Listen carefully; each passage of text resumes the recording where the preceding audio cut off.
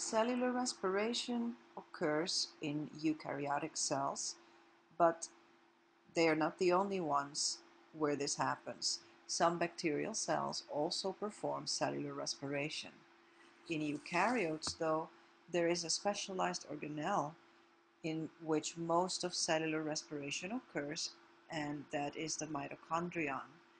Each eukaryotic cell has many mitochondria, so we usually say it happens in the mitochondria. Let's take a look at the division then of cellular respiration. The first part of it is called glycolysis, and that part happens outside of the mitochondria. It happens in the cytoplasm of the cell, and then the other three parts of cellular respiration happen in the mitochondria. Those are acetyl-CoA formation, the Krebs cycle, also known as the citric acid cycle, and oxidative phosphorylation.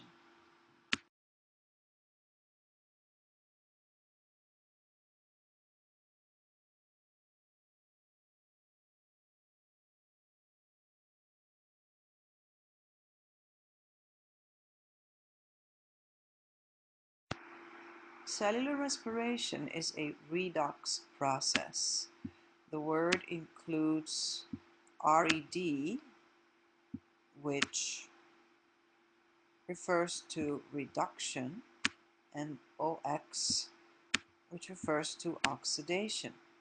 So a redox process is a series of reductions and oxidations. An oxidation is a loss of electrons. In general, when an atom loses an electron, it loses energy. Wherever electrons go, energy goes. When an atom gains electrons, it gains energy. So an oxidation is defined as a loss or even a partial loss of electrons. Why is it called oxidation? Well, it turns out that oxidation happens to other atoms when they react with or combine with oxygen.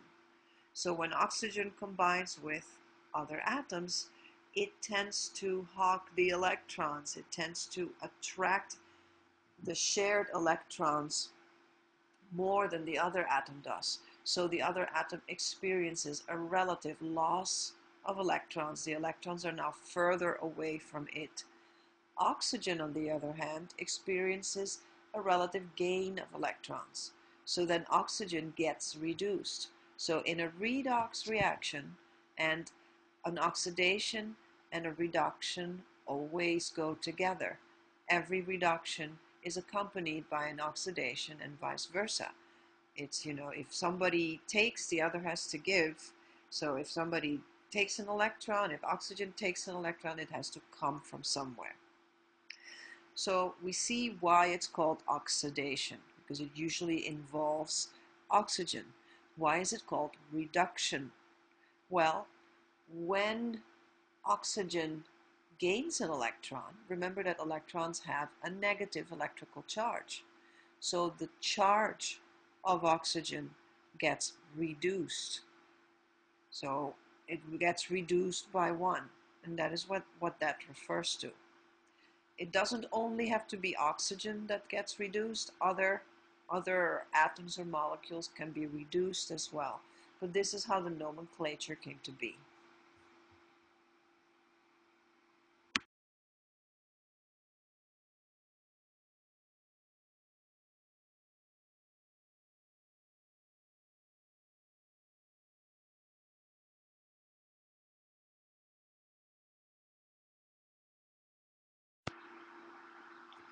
So the oxidizer gets reduced and the reducer gets oxidized. When we did the Benedict's reaction in the carbohydrates lab, remember we were talking about the fact that the Benedict's reagent could detect reducing sugars. So reducing sugars can react with other molecules and reduce them, and then the sugars give up electrons and the sugars themselves become oxidized.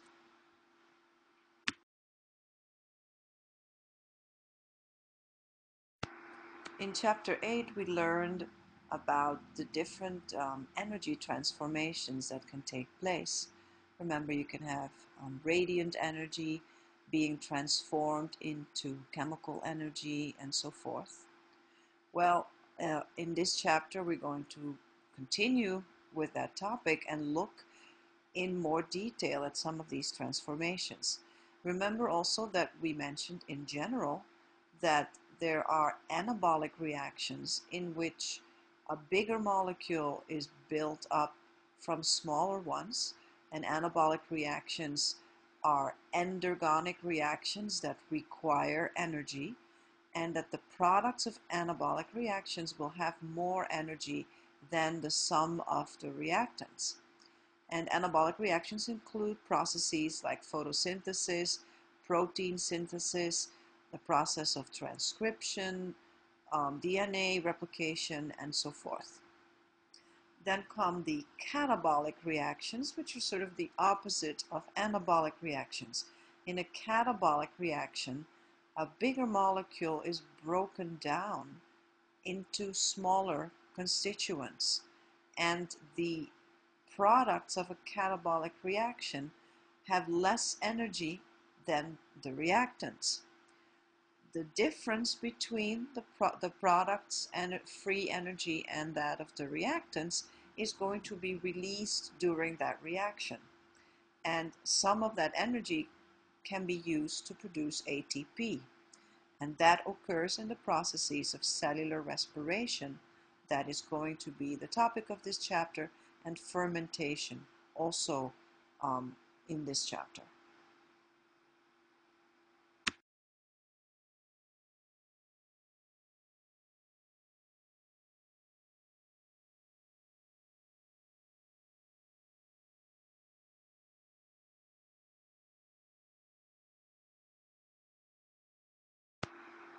Here we see a representation of the flow of energy and matter through the processes of photosynthesis and cellular respiration.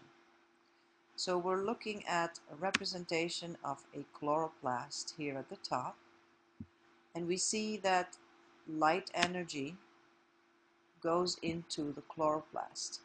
So plants or photosynthetic bacteria or protists absorb energy from light, which they can use to synthesize organic molecules.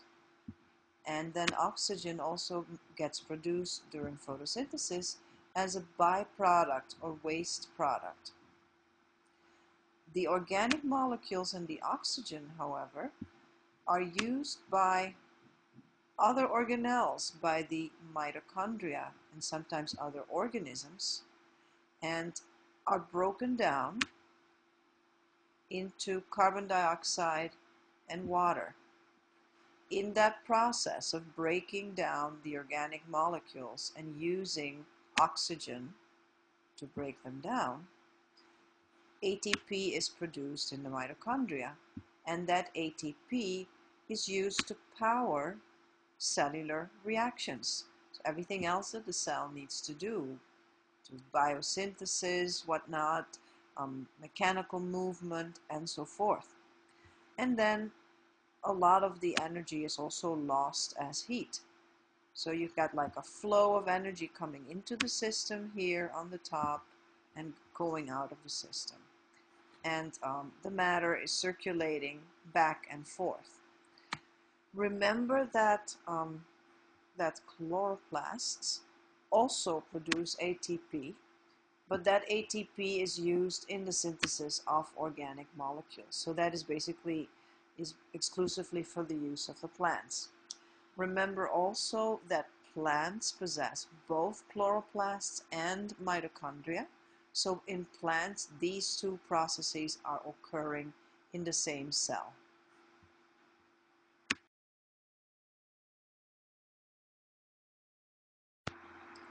The process of cellular respiration involves a number of redox reactions occurring in the mitochondria. We said earlier that a redox reaction involves a reduction and an oxidation, and that oxidations are what happens when oxygen combines with other elements. However, we also briefly mentioned that it doesn't necessarily have to be with oxygen when you have a redox occurring. It's in general a loss of electrons is an oxidation and a gain of electrons is a reduction. But they called it oxidation because it often happens with oxygen involved. In the case of cellular respiration, some of these redox reactions do not involve oxygen directly, but oxygen is a very important player in the redox process because oxygen is going to be the last acceptor of electrons in a long series of redox reactions. So we're going to see a series of reactions in which electrons are going to be passed from one molecule to another molecule, from one protein complex to another protein complex. And as one molecule accepts the electrons, it becomes reduced, and as it passes them on to another molecule, that first molecule becomes oxidized and the second one becomes reduced. So there's like a series of reductions, oxidations, reductions, oxidations, reductions, oxidations, until finally the electrons get passed on to oxygen. So that's why it says here that the electrons don't get transferred to oxygen directly. And indeed, the cell has these specialized electron carriers that are built to transfer electrons, to accept electrons, and then pass them on to other molecules. And these are NAD and FAD. Notice that we have two versions of each of these. You have NAD plus and NADH, and then you have FAD and FADH2. And we're going to see how that works when we take a closer look at each of these two electron carriers.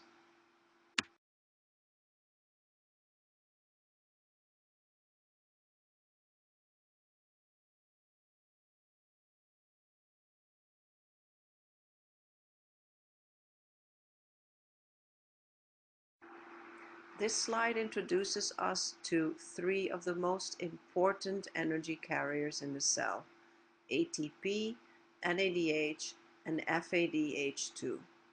We already met ATP in Chapter 8.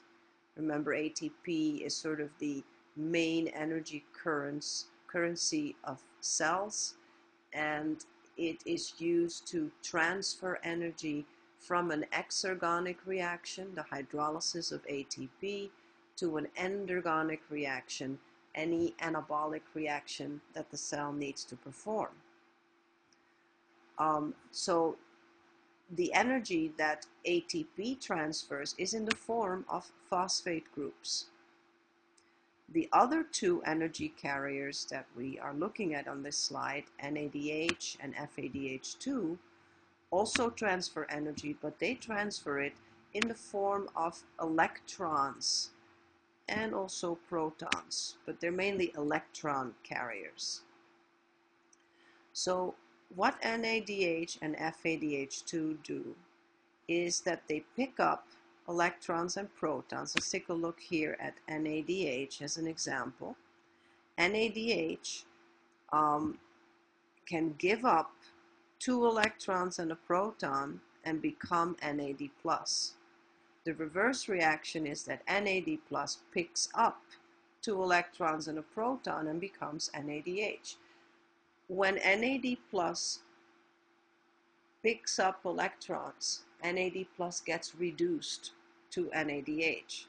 When NADH gives up electrons, NADH gets oxidized to NAD+. Where are these electrons going when NADH gives up electrons? NADH gives up these electrons to a series of proteins that are embedded in the inner membrane of the mitochondria. And these proteins constitute what is called an electron transport chain. So these proteins are arranged in a specific order, and they are going to pass those electrons that originally came from either NADH or from FADH2. They're going to pass the electrons to each other. Remember that every time an electron gets transferred from one molecule to another, the molecule that got the electron becomes reduced. Its charge gets reduced by 1. And the molecule that gave up the electron becomes oxidized. So there is that series of redox reactions. And in this case, oxygen is not involved in the redox reactions. You're going from one to the other. But at the end of the electron transport chain, we're going to see oxygen. So there is an electron transport chain where electrons get transferred from one carrier to the next. Oxygen is going to be at the end of that electron transport chain. There is another ulterior motive for this electron transport chain. It is needed to build a proton gradient across the mitochondrial inner membrane. Notice how this chapter is integrating concepts that we learned in earlier chapters. So we're going to see that the generation of ATP is going to depend on this generation of a proton gradient.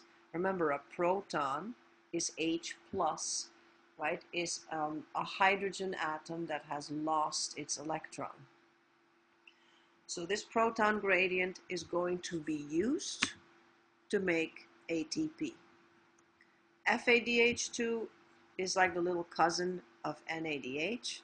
The same thing happens with FADH2. It's a slightly less energetic version of NADH.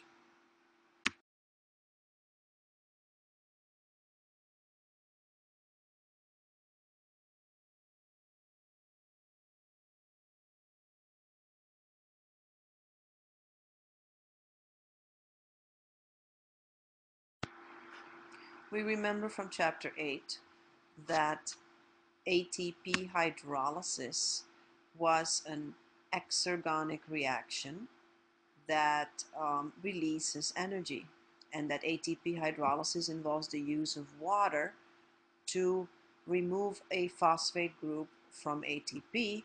Here we see the intact ATP molecule. Here are the 3 phosphate groups. And then water is going to be used to cleave off one of those phosphate groups, and that's shown over here. Now that it's by itself, it's called inorganic phosphate. That's the little I over here. And then you are left with ADP, which only has 2 phosphate groups, adenosine diphosphate, and of course energy, which is what it's all about. So this is the one of the energy carriers, one of the most important energy carriers in the cell.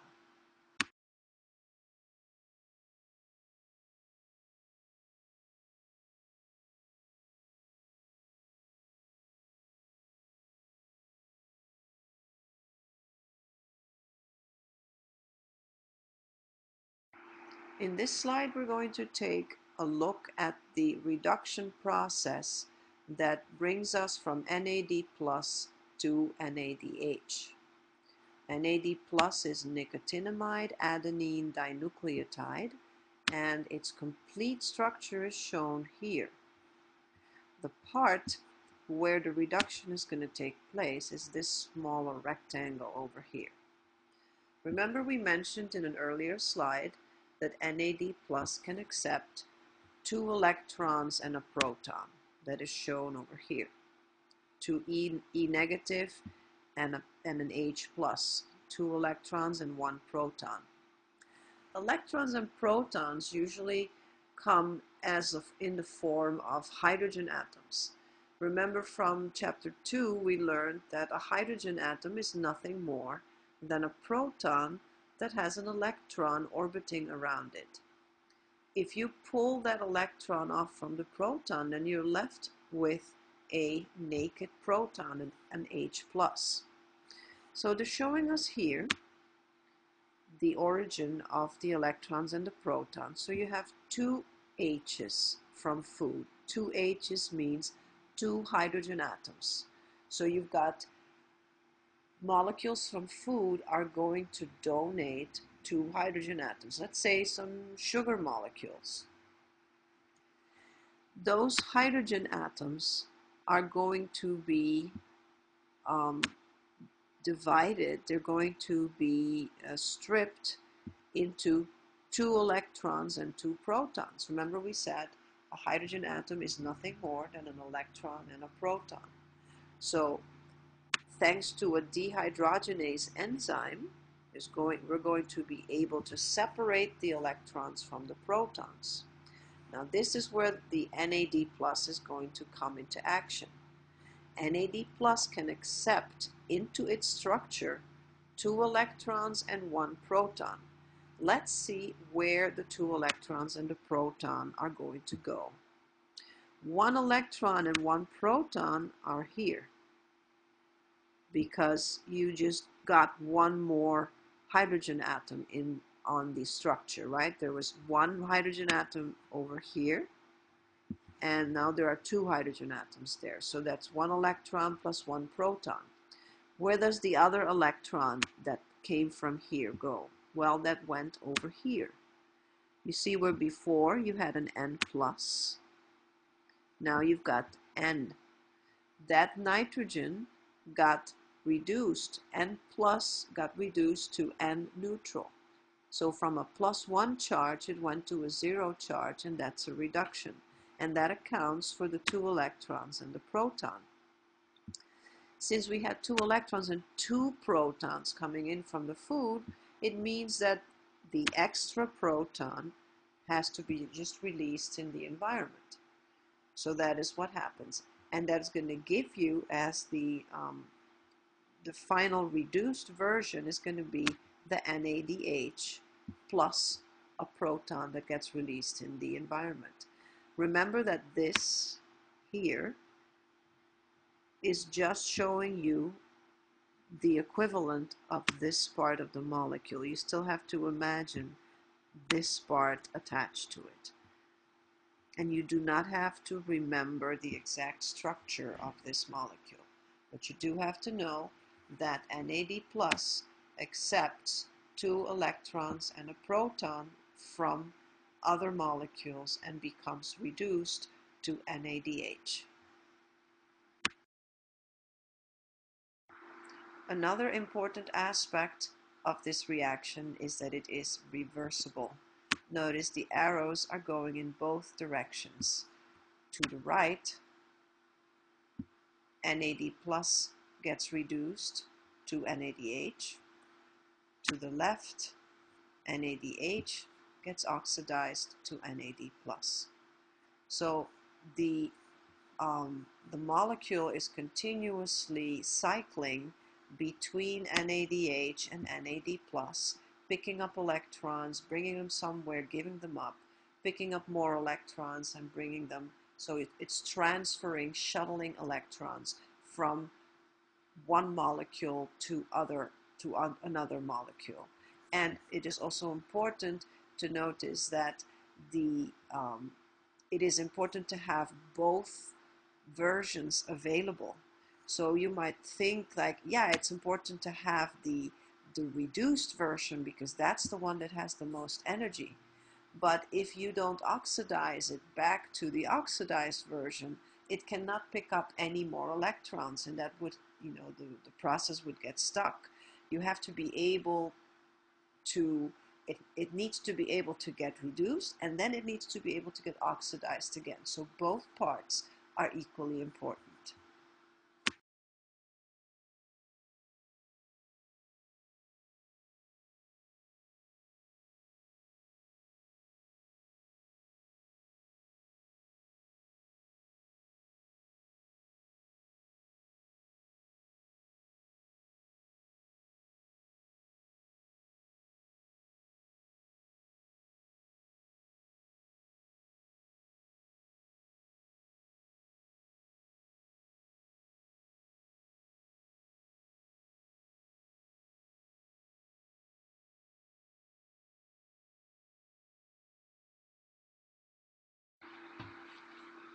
This slide shows us the general formula of the process of cellular respiration. Notice, in general, cellular respiration breaks glucose into carbon dioxide and water. So the glucose molecule is here. And then we notice that oxygen is also needed for the reaction to proceed. So oxygen and glucose are the two reactants in cellular respiration. And then the products are shown on the right side of the reaction. So we get carbon dioxide, water, and energy. We've seen in previous slides that it's a series of redox reactions, and now we know that it needs oxygen, and it extracts energy from glucose in the form of electrons. And that energy from the electrons is going to be used to make ATP. That's like the main purpose of cellular respiration. It happens both in the cellular cytosol and in the mitochondria.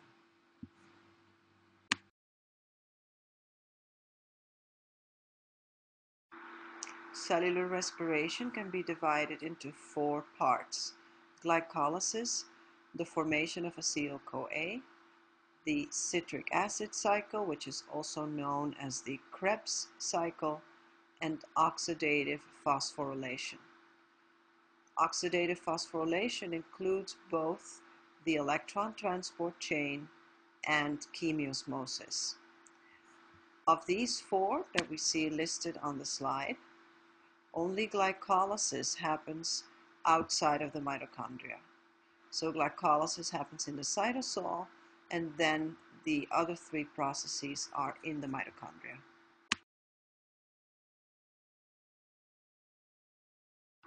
In this slide, we get an overview of the parts of cellular respiration, showing us also where things take place.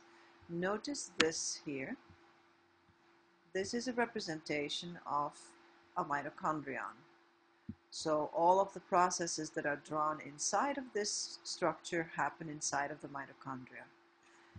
The only one that does not happen in there is glycolysis, the very first part of cellular respiration, which occurs in the cytosol. Then the formation of acetyl-CoA, the citric acid cycle, and oxidative phosphorylation all happen inside the mitochondria.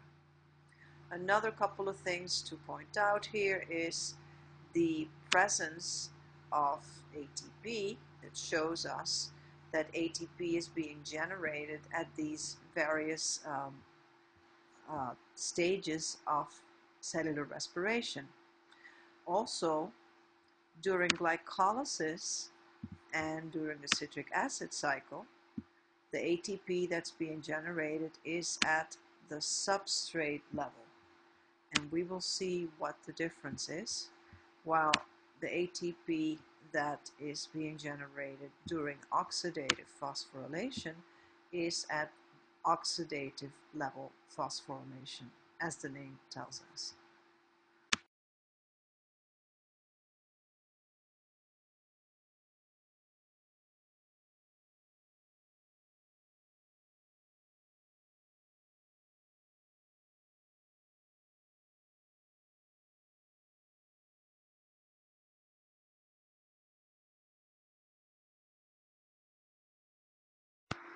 In this slide and the next one, we're going to differentiate between substrate level phosphorylation and oxidative phosphorylation. This slide concentrates on substrate level phosphorylation, which is the transfer of a phosphate group from a substrate, a molecule, a chemical, to adenosine diphosphate. So it is a phosphorylation, and it is directly from the molecule to ADP, and as a result you're going to dephosphorylate the molecule, and you're going to phosphorylate ADP to produce ATP. So let's take a look here. On the left first, here is the substrate molecule that's going to donate the phosphate group. Here is the phosphate group, and here is ADP. Notice that this process is catalyzed by an enzyme.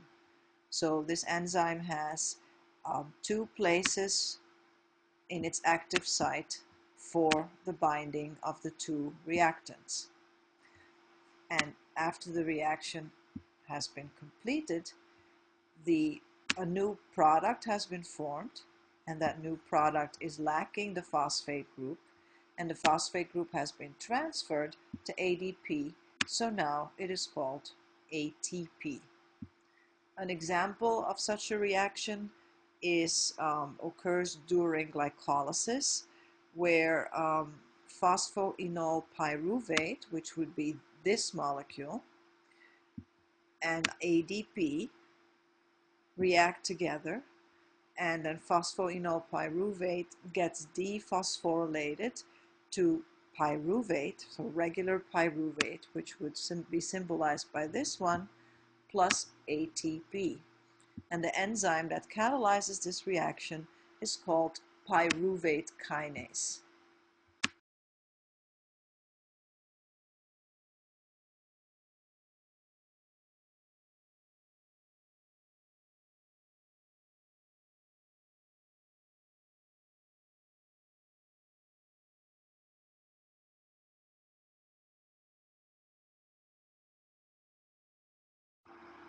The other kind of phosphorylation, and the one that forms the majority of ATP molecules during cellular respiration, is known as oxidative phosphorylation.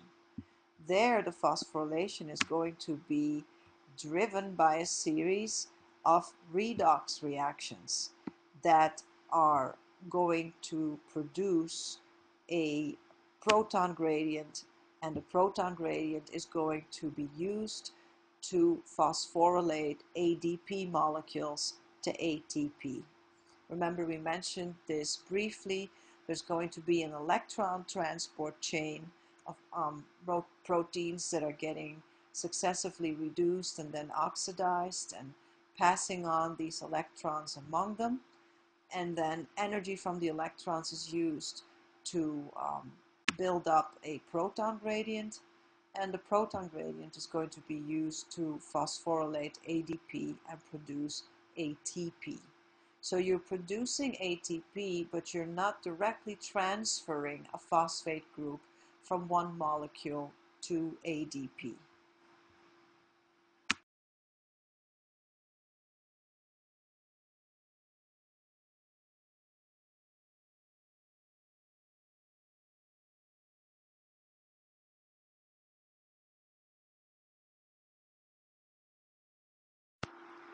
Glycolysis is the first part of cellular respiration.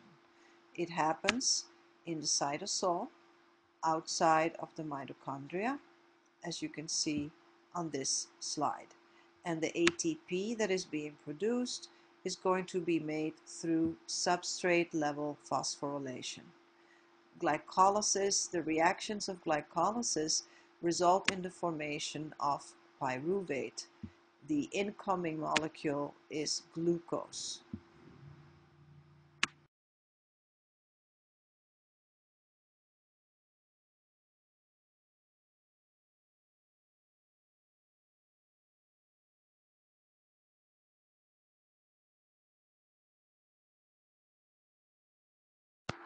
Glycolysis means breaking sugar.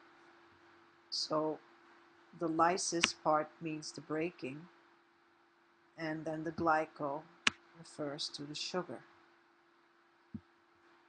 The word refers to the fact that during glycolysis, we're going to break a glucose molecule into two molecules of pyruvate. Glucose is here described as C6 because it has a skeleton of 6 carbon atoms. The two pyruvate molecules are each see 3 molecules because they each have 3 carbon atoms as their skeleton. Remember that carbohydrates have carbon atoms, hydrogen atoms, and oxygen atoms. Here we're just looking at the carbon skeletons to describe the glucose and the pyruvate. The process of glycolysis needs to use up 2 molecules of ATP. So you have to input 2 molecules of ATP to get the process started. The products that are generated are 4 ATP molecules plus 2 molecules of the carrier, the electron carrier, NADH, the reduced version of the electron carrier. So remember that NAD plus has been reduced to NADH using electrons that came from glucose. So it's not just breaking the glucose into 2 molecules of pyruvate. You're also going to strip electrons from the glucose molecule, and those electrons are going to be picked up by NAD+, which then gets reduced to NADH. If we now add together everything that was put in, then we see that the net yield is going to be 4 ATP minus 2 ATP, or 2 molecules of ATP, plus the 2 molecules of NADH that are also produced. And then let's remember that the ATP is going to be produced at the substrate level.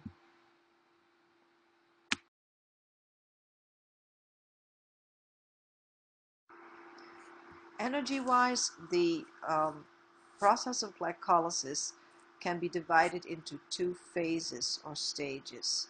There is the energy investment phase and the energy payoff phase.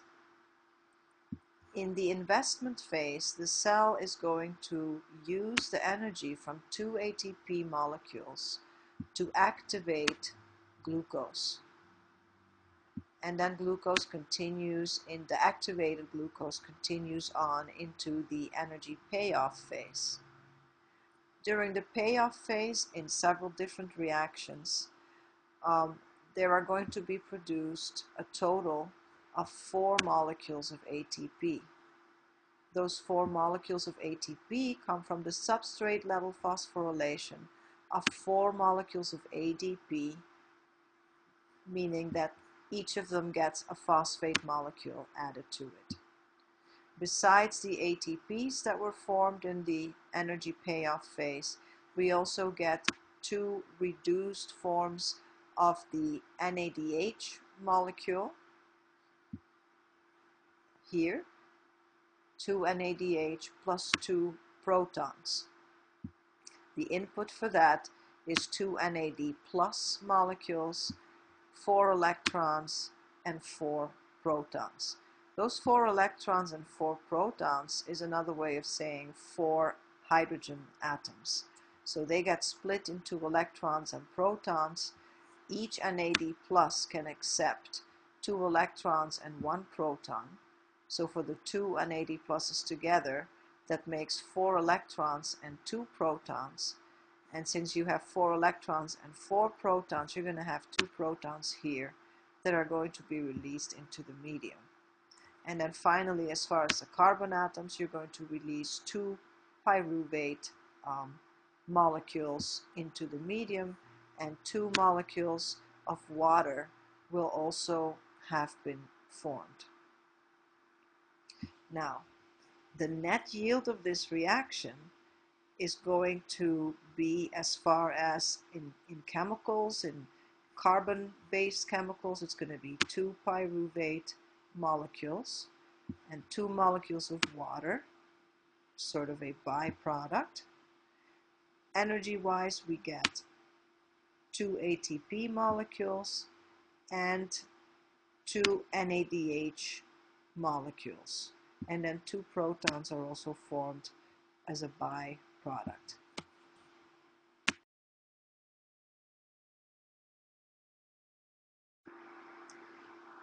The objective of cellular respiration is the formation of ATP.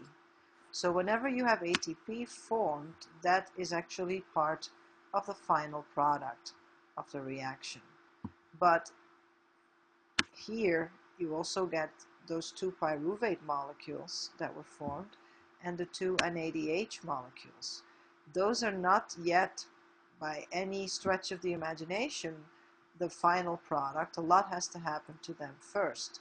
So the pyruvate molecules are continuing to the next part of cellular respiration, and the NADH molecules are also going to be used in a further part of cellular respiration that is known as the electron transport chain.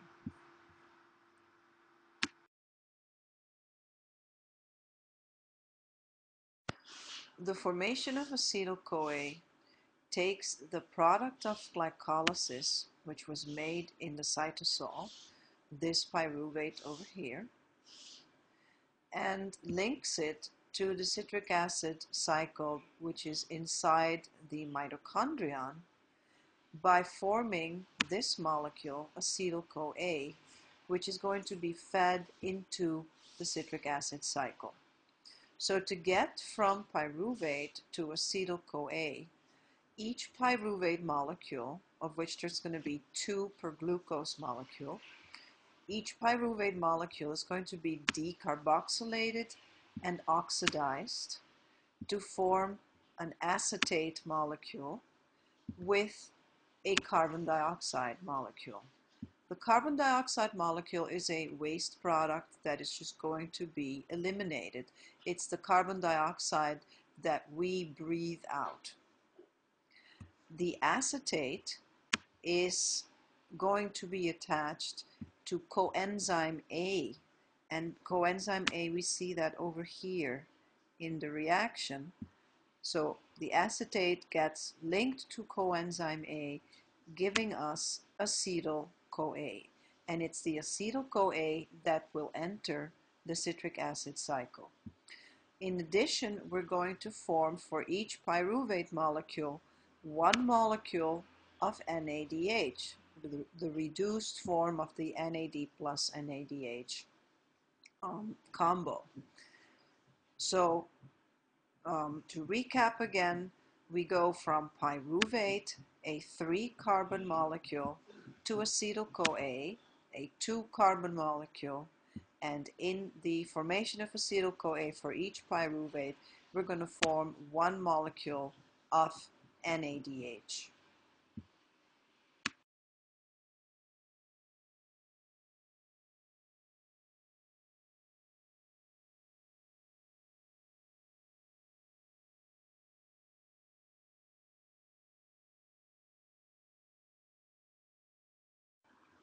So we just formed 2 acetyl-CoA molecules for each of our glucose molecules, and those 2 acetyl-CoA molecules are going to go on to the next part of cellular respiration, which is the citric acid or the Krebs cycle. The 2 NADH molecules that have just been formed, remember NADH is the electron carrier, so those electrons, we are saving them up to use them in the electron transport chain, and we're going to learn more about that a little bit later. And the 2 CO2s, remember we formed 1 CO2 per pyruvate, are released as a waste product by the cell. If we tally up the total amount of NADH formed so far per glucose molecule, we made 2 during glycolysis, another 2 in the formation of acetyl-CoA, so we've made 4 NADHs so far. And then we also made a total of 2 ATP molecules in glycolysis using substrate level phosphorylation. The formation of acetyl-CoA does not give us any ATP itself.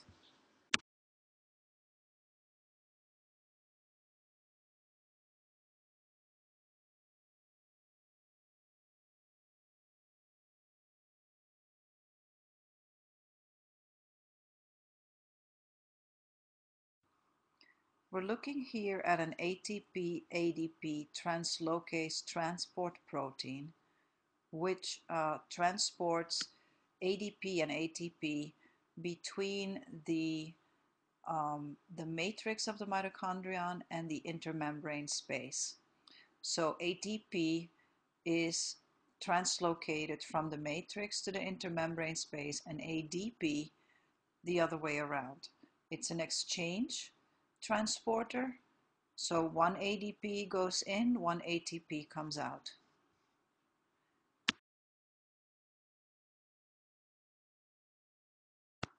After the formation of the acetyl-CoA molecules, the citric acid cycle is the next step in cellular respiration.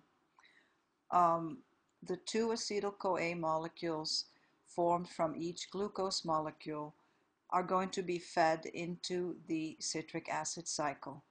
The citric acid cycle is also called the Krebs cycle, named after its discoverer Hans Krebs.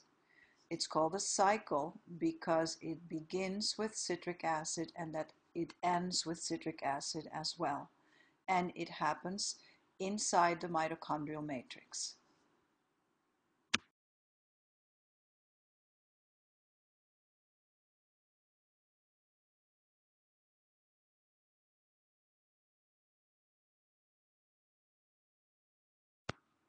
This slide gives us a nice little overview of the citric acid or Krebs cycle. It reminds us that we started with a 2-carbon molecule called acetyl-CoA, and acetyl-CoA is going to enter the citric acid cycle. But if you look more closely, at this point, the coenzyme A part is going to be separated from the acetyl part. So it's only the acetyl, only this part, that enters the citric acid cycle. Also remember, they're showing us the carbon skeleton. This does not mean that the molecule is only 2 carbon atoms together. It's 2 carbon atoms plus whatever oxygen and hydrogen atoms are associated with them.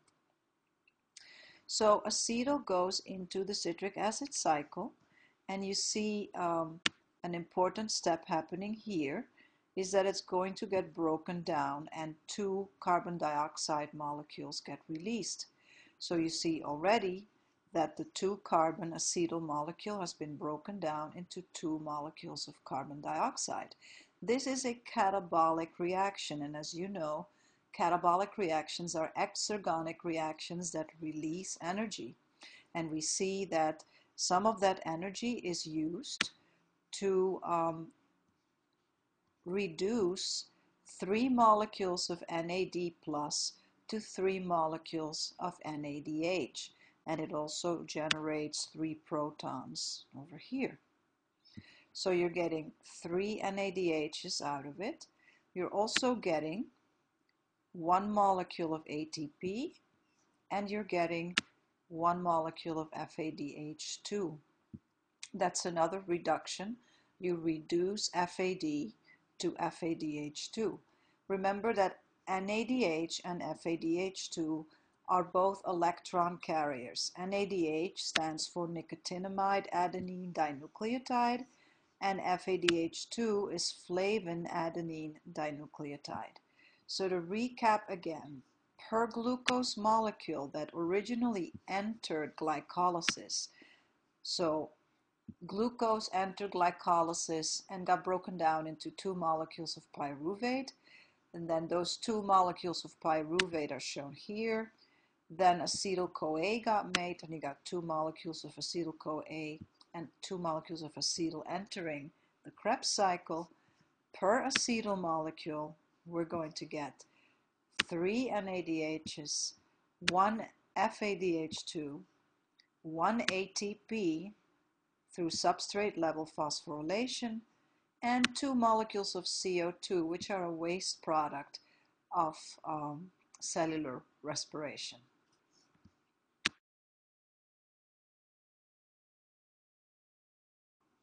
This is a more detailed exposition of the reactions that occur in the citric acid cycle. You don't have to memorize all of these reactions, but let me point out some important parts.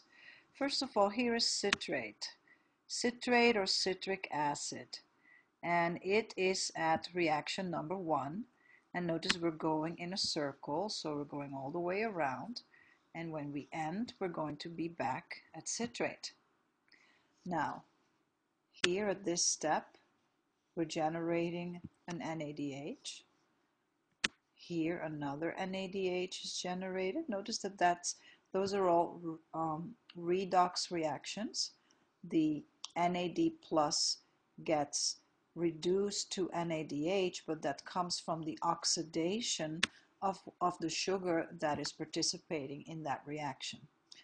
Another redox reaction is happening here, where FAD is reduced to FADH2. And remember, a reduction is a gaining of electrons or hydrogen atoms. And finally, another reduction here. And then we also have a phosphorylation over here, where we're going to make 1 ATP, and that is through substrate level phosphorylation. So for each acetyl, we get 3 NADHs, 1 FADH2, and 1 ATP generated. How many acetyls do we get per glucose? We get 2 acetyl molecules per glucose. So total per glucose molecule then would be 6 NADHs, 2 FADH2s, and 2 ATPs by substrate level phosphorylation.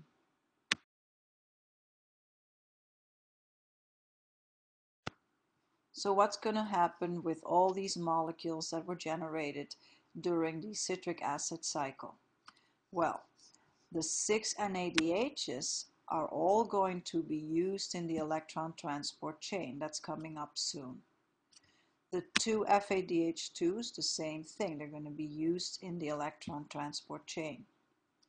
The 4 CO2s, remember that for each acetyl group we generated 2 carbon dioxides. So for the 2 acetyls we get 4 carbon dioxide molecules. Those are released as waste products and we are breathing them out as we speak. The 2 ATPs that were produced through substrate level phosphorylation are part of the final product, part of what the cell is after in this whole process of cellular respiration.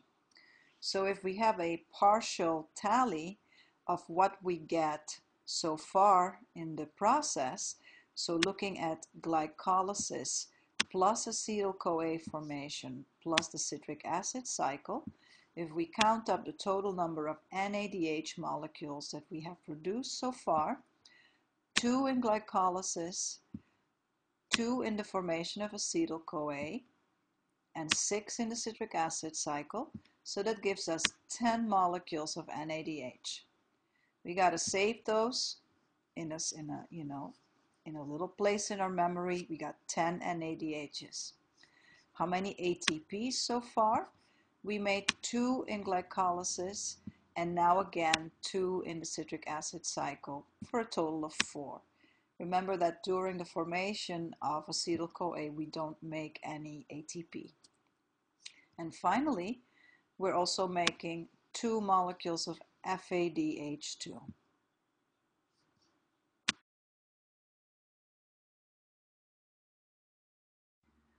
The last part of cellular respiration is oxidative phosphorylation, and that includes 2 big parts, which are the electron transport chain and chemiosmosis.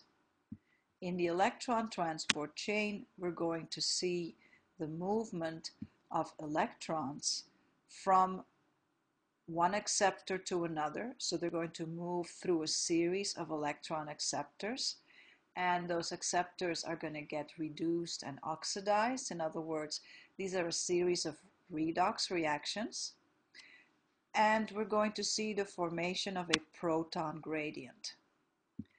In chemiosmosis, we're going to see the generation of ATP using energy from the proton gradient that was generated by the electron transport chain.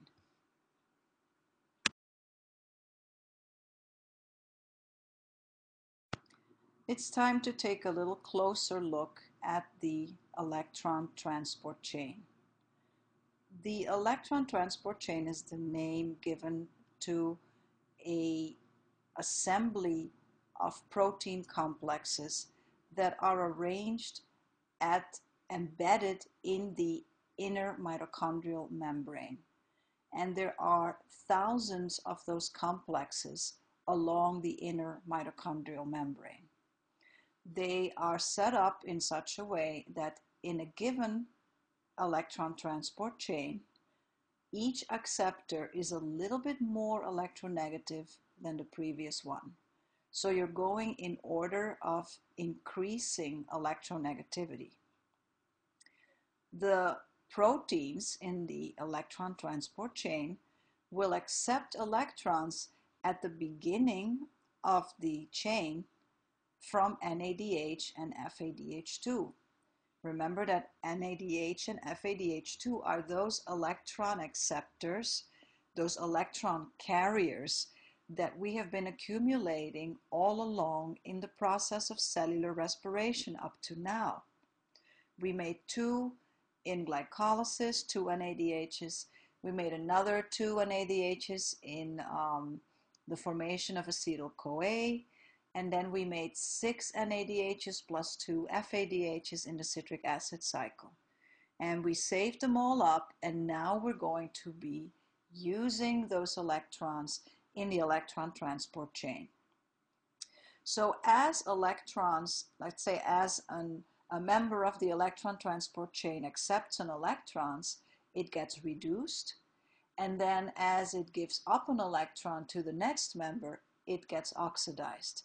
It isn't necessarily the same electron that's being bounced from one acceptor to the next, to the next, to the next.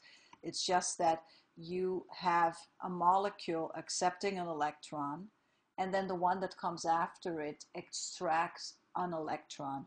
Could be the same one, could be a different one that's closer. But you're taking one and you're giving one in return. But the net effect is that as each molecule gives up an electron, it extracts a little energy from that electron, from when it gained the electron. And that energy that is gained by the electron acceptor in the electron transport chain is used to move hydrogen ions through the inner mitochondrial membrane from the matrix to the intermembrane space. So that is the objective. We are using the energy that's coming from those electrons that came from NADH and FADH2 to move protons from the matrix of the mitochondrion to the intermembrane space. And when we do that, we are generating a gradient. Whenever you have a difference of concentration between one side of a membrane and the other, you have a gradient. In this case, it's an electrochemical gradient because it has both a chemical component, just because you have a higher concentration of particles of protons on one side and on the other, and it has an electrical component because each of those protons, each of those hydrogen ions carries a positive charge. And as you know, every gradient is a source of potential energy, and it has a capability of doing work. In this case, the work is going to be the phosphorylation of ADP to generate molecules of ATP. That is a little trick that's coming up in the next part, in the chemiosmosis part of oxidative phosphorylation, and it is going to be accomplished by a transport protein called ATP synthase.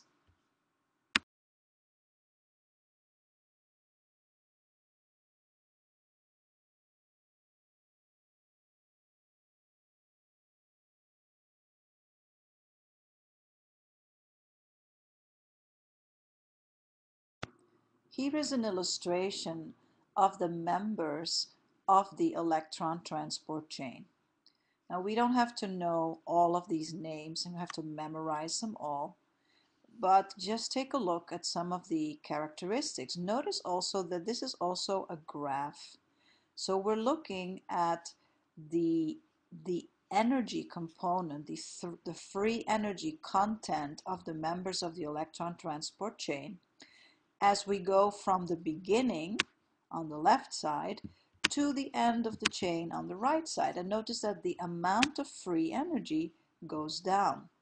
Remember that I was telling you that that they're arranged in order of increasing electronegativity, and also that the electrons are initially coming from NADH, and that's what I'm circling here, NADH over here, and FADH2 gives up its electrons over there.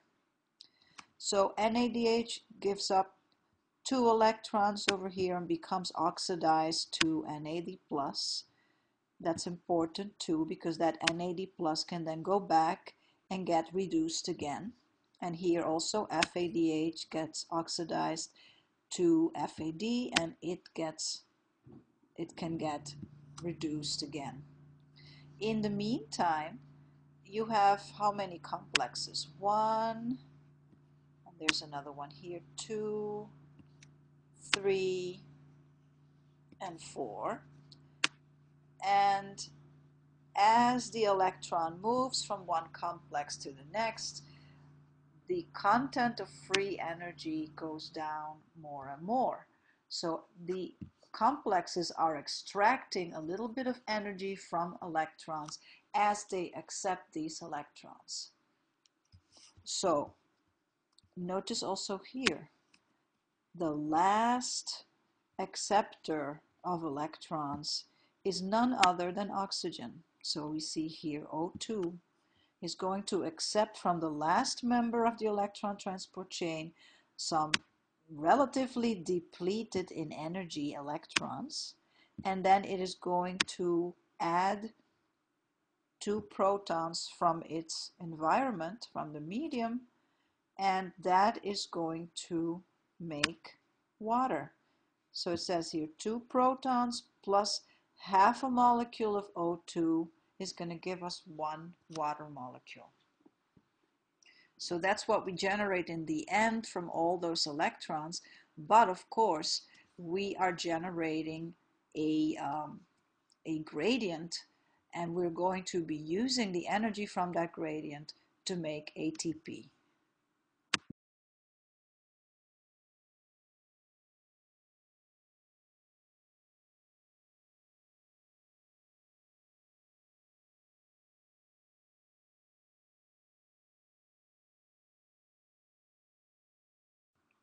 This shows us one of the proteins that is a member of the electron transport chain. And just so that you can see this wonderful, wonderful structure, here we see the phospholipid bilayer that it's embedded in. So these are little phospholipids here. There's the hydrophilic head, hydrophobic tail, hydrophilic head, hydrophobic tail, and then on the other side, hydrophilic head, hydrophobic tail. And then the protein is here. As you can see, it's a big protein. It's got quaternary structure. There are many different polypeptides, each shown in a different color. You see here these little corkscrews are alpha helices. So there's a lot of alpha helices in the structure of this protein. There are some beta pleated sheets. There are these more elongated strips. Here are some more. And it is very clearly a transmembrane protein, right? It's embedded all the way, an integral transmembrane protein. It goes clear from one side of the membrane to the other side.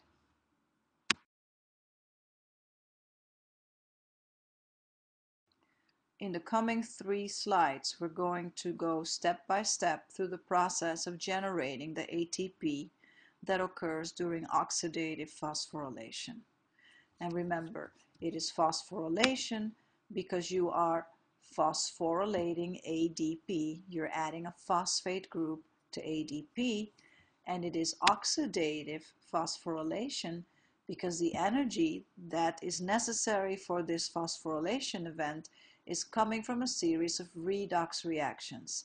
This is in contrast to substrate level phosphorylation, in which you are directly transferring a phosphate group from a substrate molecule to ADP. Okay, so we have here in the first step, you've got proteins of the electron transport chain. They're embedded in the inner membrane of the mitochondria. So we're just situating them. And then NADH and FADH2 release their electrons at the beginning of the electron transport chain. NADH all the way at the beginning, and FADH a little bit further in. And that's why FADH2, it's a little bit less energetic, and therefore you can get a little bit less ATP from its electrons because they're released a little further down into the electron transport chain. Each acceptor releases a slightly lower energy electron to the next acceptor.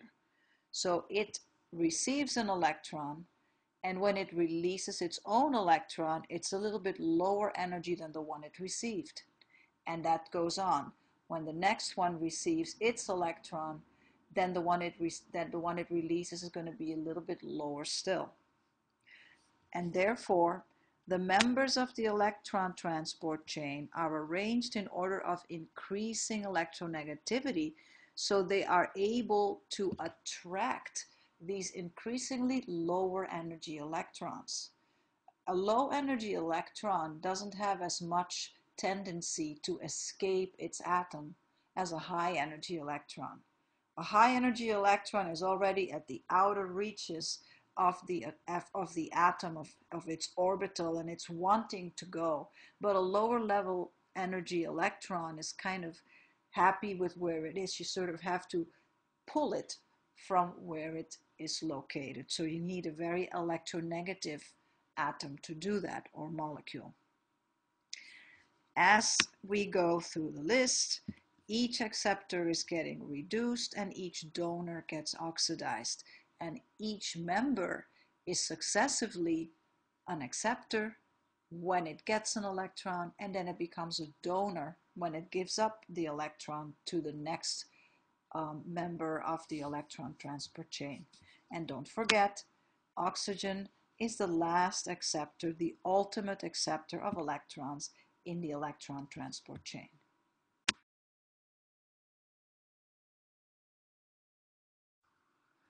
Those members of the electron transport chain, those protein complexes that accept electrons, become reduced, and then give up electrons and become oxidized, are also proton pumps. And being proton pumps, they have the ability to move protons, which are hydrogen ions, from one side of a membrane to another. What's happening here is that as an electron acceptor receives an electron, it's receiving a jolt of energy, and it can use some of that energy to move a proton from the mitochondrial matrix to the intermembrane space. So you're going to have a one-way movement of pumping of protons from the matrix to the intermembrane space as the electrons make their way through the electron transport chain. So the members of the electron transport chain are doing two things. They are accepting electrons and giving them up, moving them, passing them through the chain, and at the same time, they are using some of the energy that's given up by those electrons to move protons across the membrane, from the matrix to the intermembrane space. These protons are traveling against their concentration gradient. That means we're moving them from where there are not a lot to where there are more. So we are concentrating them in the intermembrane space. Whenever you do that, whenever you form such a gradient, you're going to have a source of potential energy. And remember we said earlier, it's an electrochemical gradient. You're going to be generating a low pH also in the intermembrane space where you have the highest accumulation of hydrogen ions, with a higher pH in the matrix where you are removing the protons from. And it's going to be a source of potential energy.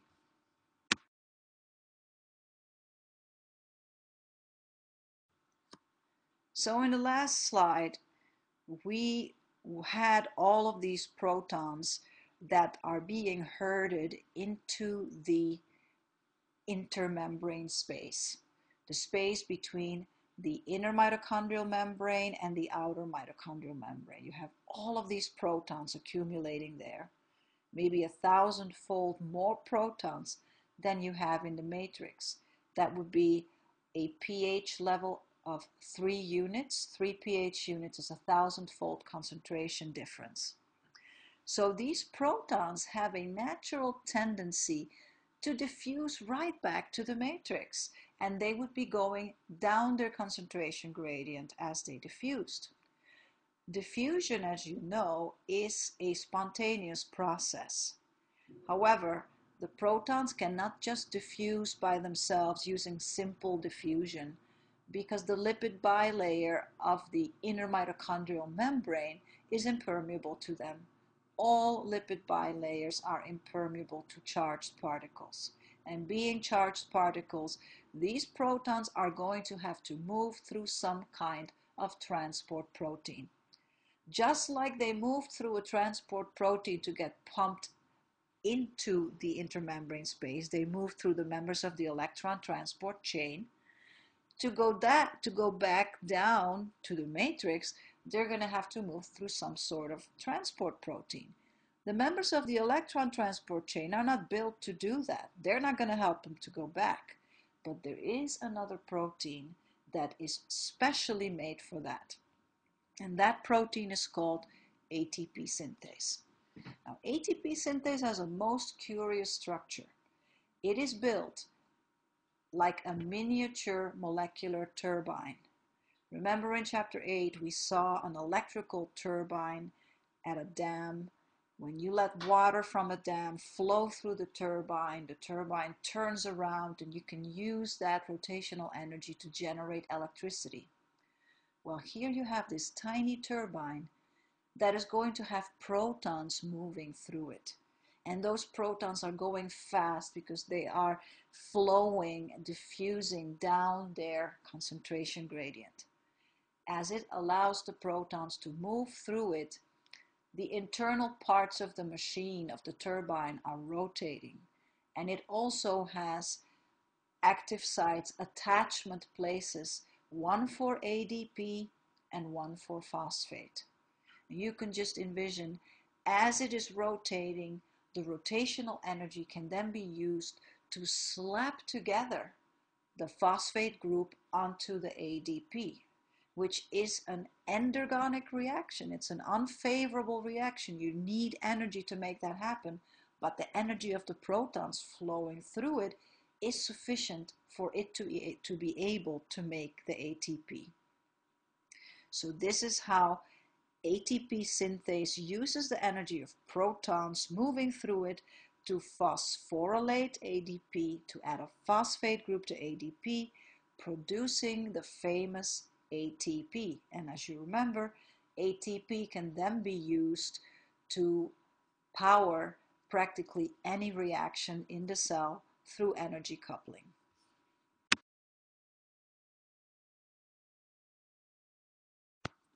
Here is our little illustration of ATP synthase. And the part that rotates is this one over here. And I guess it's rotating in this direction. Is that like a counterclockwise direction? And then these are the protons. So the protons are coming from the intermembrane space, and they are binding to many binding sites for them. and this part here is also rotating. Over here, this other color is the static part of the protein that sort of anchors the protein in the cell, in the mitochondrial membrane. That's called the stator. And over here in the bottom are the binding sites for ADP and for phosphate. And it's called also the catalytic knob. That part is sticking into the mitochondrial matrix. So you just have to envision this protein rotating and this part also rotating. And as it rotates, it is able to attach a phosphate group to an ADP molecule and produce ATP. So it is going to be releasing ATP into the matrix as the protons also are flowing into the matrix. And then the gradient of protons to keep this process going is being produced by the electron transport chain that is nearby.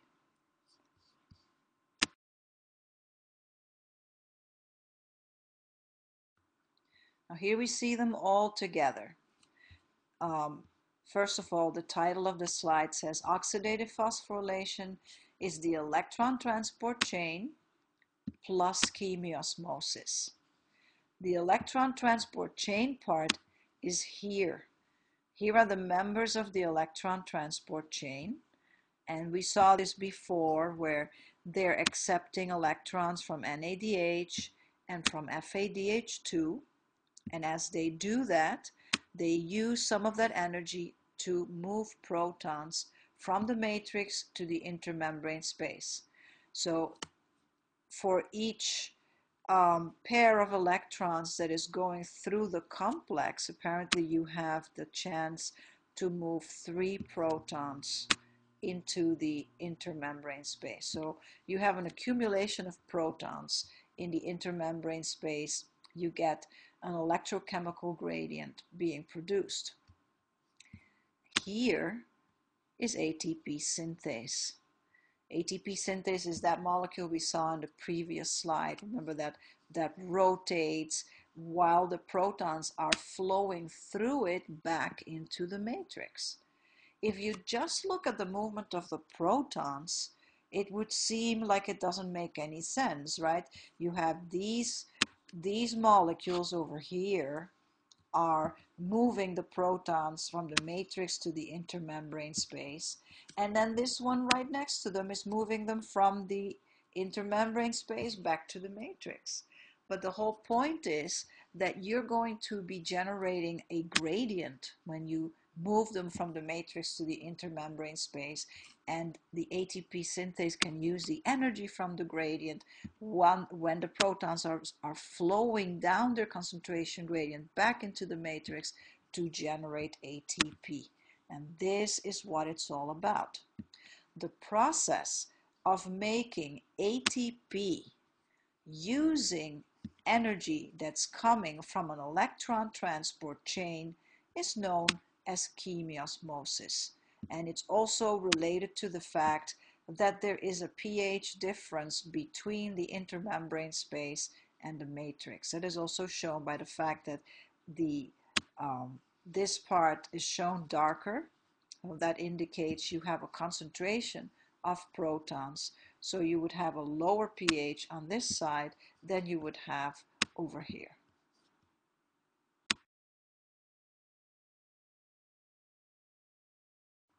Now it's time to tally it all up and see how many ATPs we get per glucose.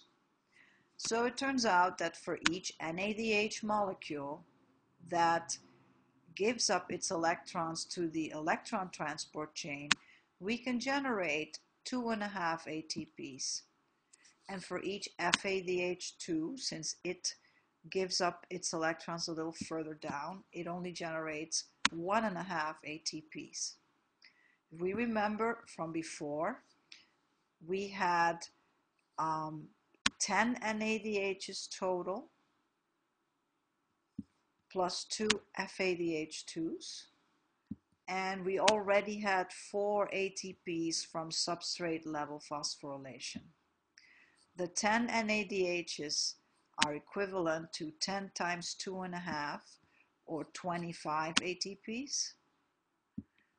The 2 FADHs are going to give us 2 times 1.5 or 3 ATPs.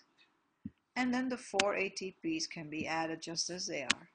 So that gives us 25 plus 3 is 28 plus 4 is 32 ATP molecules per glucose molecule.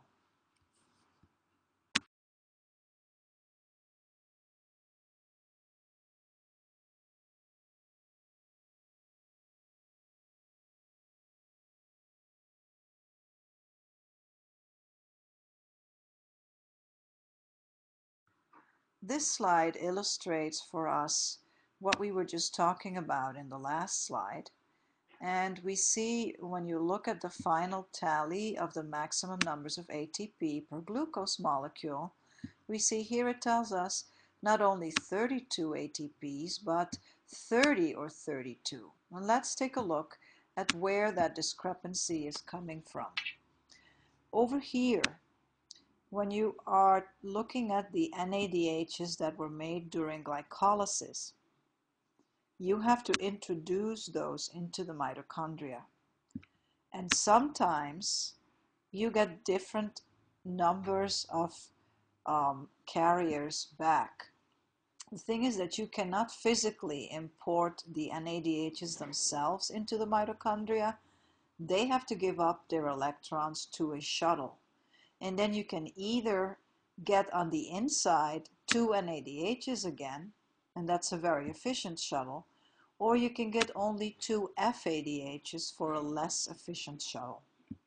So when we do the final tally, we don't count these because they're already accounted for here or here. So we only count one of these and then we add it to what's over here. So let's do it. Let's suppose that we got 2 NADHs for 2 NADHs in the shuttle. So then we're going to use this value, 2 NADH, plus another 2 NADH that was made during the formation of acetyl-CoA, that's 4, plus another 6 that were made in the citric acid cycle, that gives us 10 NADHs. 10 NADHs times 2.5 ATPs per NADH gives us 25 ATPs. Keep that in mind for a second.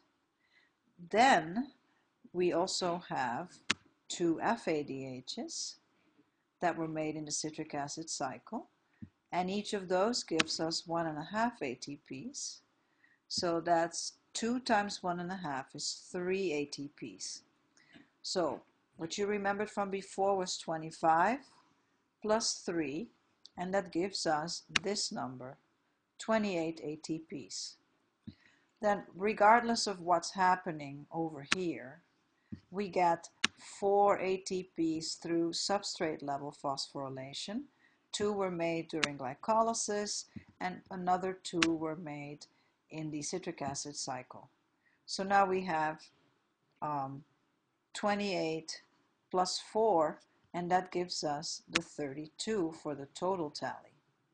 Now if you're using the less efficient shuttle, then you're going to get 2 less, because now the number that you're going to have to use for these 2 is this one. So you get 2 FADHs, let's count the FADHs first, plus another 2 FADHs over here, and that's going to give us 4 FADHs. Multiply that by 1.5, and that is 6 ATP molecules. Now for the NADHs, we have here just 2 plus 6, right? The 2 made during acetyl-CoA formation and the 6 made in the citric acid cycle is 8 NADHs. Multiply that by 2.5, and that gives us 20 ATPs. So we have 20 plus the 6 that came from the FADH, this is 26 ATPs, that's this number. Then plus the 4 ATPs that we get from substrate level phosphorylation, and that gives us the 30. So that accounts for all the different numbers that we see on this slide. Now, if you're using an older version of the book, I think it's 2 editions ago, you may see that this number actually says 36 to 38. And I guess that difference comes from them having decided that the number of ATPs per NADH is a little bit different. It used to be that it was 3 ATPs per NADH and 2 ATPs per FADH2. And that has now changed. So I guess the total numbers are a little bit less per glucose than it used to be thought.